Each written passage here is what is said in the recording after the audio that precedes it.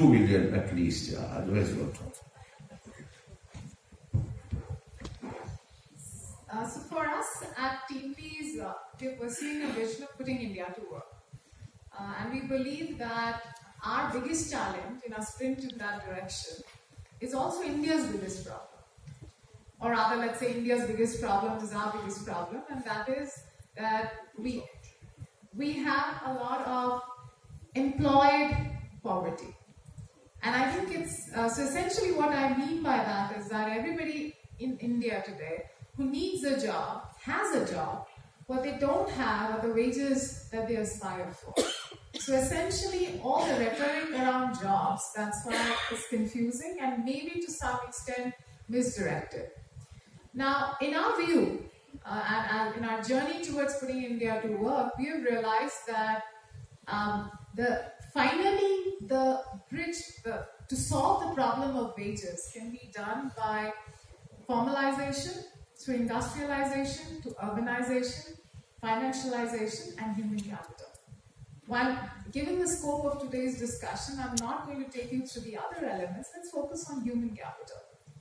Now, I think, a few years back, 2008, we were in a situation we had seen rampant exponential growth year on year, but we were suddenly abreast with these interesting occurrences which were happening. A recruiter walked up to me and said, Ritu, there are these resumes of 20,000 graduates. They're being sent to 7 or more interviews. They were rejected and could delete their database.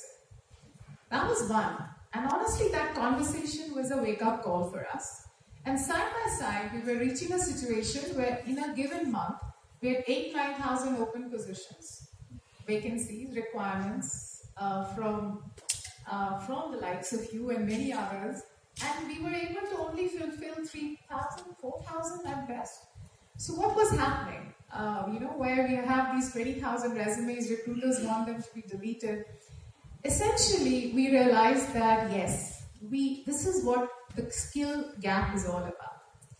If we can't be putting India to work and putting India to decent work without actually focusing and addressing this challenge. And in our journey, and honestly, anything that we are trying to do and have been trying to do has to be done at scale. And hence, we were looking at different models and experimenting with different models. We bought a job training company as well, one of our most expensive tuition fees probably, which was not much of a success. And we realized that if we are thinking about skilling and skilling about scale, we have to really challenge few myths which are going around. One of the myths is that if we come up with a forecasting mechanism, let's do this exercise because I've been part of the National Skill Council of CII, some discussions with NSDC, that let's do this exercise where we figure out a way of forecasting all the skills that an organization would require. And once we have done this, we will take it to the training institutes, they will produce the skills, and we will be sorted. The problem is that an exercise of this sort in India, by the time all this gets done and the skills get produced, the skills have become redundant because the workplace have moved on. And hence, any pilot-based, project-based, one-time solution to skilling is inadequate, insufficient, and may not be able to address the scale at which we need to skill India. And I think after a lot of trying and testing, and a lot of deep study, we realized that I think the answer lies in marrying apprenticeship with a MOOCs landscape. Finally, apprenticeship helps because apprenticeship is an on-the-job training curriculum. These kids are getting embedded within organizations where change is actually happening. They're learning on the go. They're able to, essentially, when you talk about the skilling problem or the human capital problem, there are 4 parts to it. One is the mismatch problem, connecting a person to a job. The other 3 components are repair, prepare, and upgrade. So I think the challenge is how do you repair and prepare at scale, really?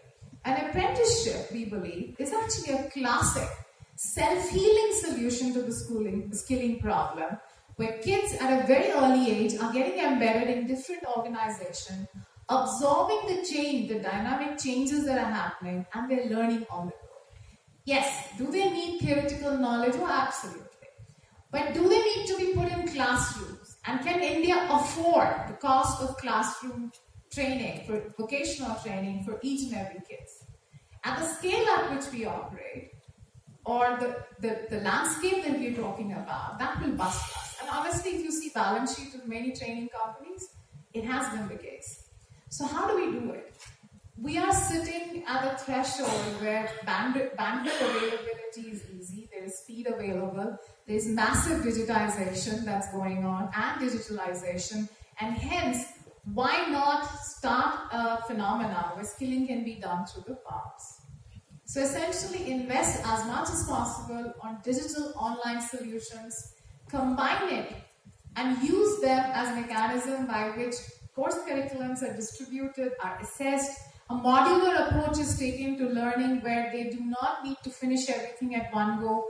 They can modularly finish certain elements, get assessed, move to the next level. All of this, by the way, today is digitally possible.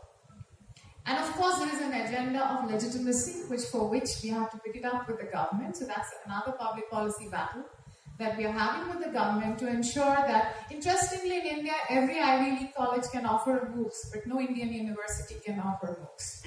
So these are some of these peculiarities which we need to challenge and change. So about a year ago, when this whole policy was being done, and there was a lot of doing and froing, and one of the feedback we got from lots of people on the British Act was, Shadi nahi hoga. Okay.